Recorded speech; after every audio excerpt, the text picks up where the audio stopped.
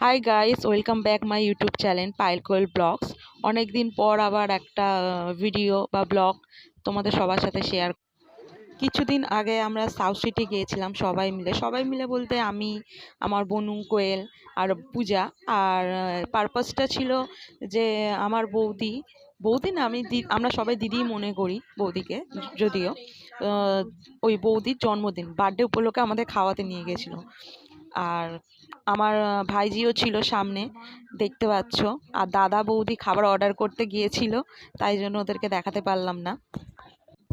আমরা কিছু ফটো তুলেছিলাম ওখানে। এই যে আমাদের ভাইজি, আর এই হাতটা যদিও আমার না, তাও গোলাপ ফুল ধরেছিল পূজা, মানে অপর্ণা আর কি।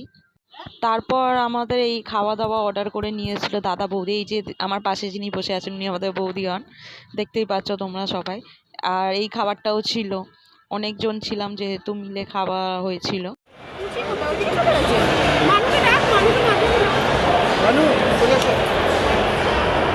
পেপসি খেতে ব্যস্ত বার্থডে কাল।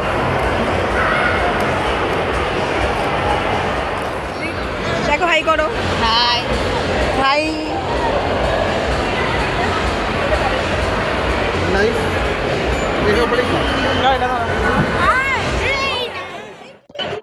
কেক কাটার জন্য সবাই তোড়জোড় করে রেডি করছে।